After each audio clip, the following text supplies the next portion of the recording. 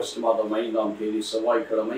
என்னாகும் 12ஆம் அதிகாரம் 1-13 வசனங்கள். மிரியமும் ஆரோனும் மோசேவுக்கு எதிராக பேசுகிறார். ஏனென்றால் மோசே எத்தியோப்பிய பெண்ணை மணந்து கொள்கிறார். அப்போது அவர் சொல்லுகிறார், மோசே வழியாக தான் கடவுள் பேசுவாரா, எங்கள் வழியெல்லாம் பேச மாட்டாரா என்று கடவுளுடைய ஊழியனுக்கு எதிராக பேசுகிறார். அப்போது மோசே குறித்து அவர் சொன்ன வார்த்தைகள் 3ஆம் வசனம். பூவுலகில் அனைத்திலும் மாந்தரிலும் மோசே சாந்தம் உள்ளவராக, ரொம்ப பொறுமை உள்ளவராக இருக்கிறார். மேலும் 7ஆம் வசனத்தில் சொல்லவில்லை, என் அடியான் மோசே இதோ என் வீடு முழுவதும் அவனை நம்பிக்கைக்குரிய. He is a faithful man for my house. என் வீட்டிலே அவன் நம்பிக்கைக்குரியவன்.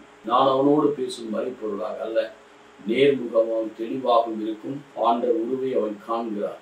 எப்படி மோசேவுக்கு ஆண்டவர் கொடுத்த ஆசீர்வாதம், அவனை பற்றி ஏன் பேசுறதுதான் கொடுக்குறவங்க அந்த மிரியத்துக்கு தொழுநோய் வந்து விடுகிறார்.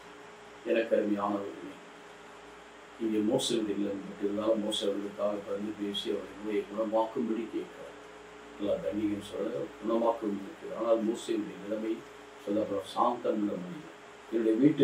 என் வீட்டிற்கு முழுவதிலும் நம்பிக்கை, வீடு முழுவதும் 12 கோத்திரத்திலும் இப்படி தாவீது என் இதயத்துக்கு பிரியமானவன் திருத்தூதர் படி 13:22 சொல்லப்பட்டதோ அதே போல மோசேயும் நீதி உள்ள மனிதனாக, நம்பிக்கைக்குரிய மனிதனாக இருக்கிறான் என்று குறிப்பிடுகிறார்.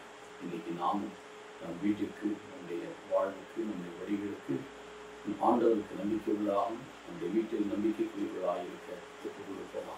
நல்ல ஆண்டவரை மோசே என் வீடு முழுவதும் நம்பிக்கைக்குரியவனாக இருந்தாலும் சொல்வது போல இந்த வாழ்வில் நமக்குரிய நம்பிக்கைக்குரிய பிள்ளைகளாக நமக்கு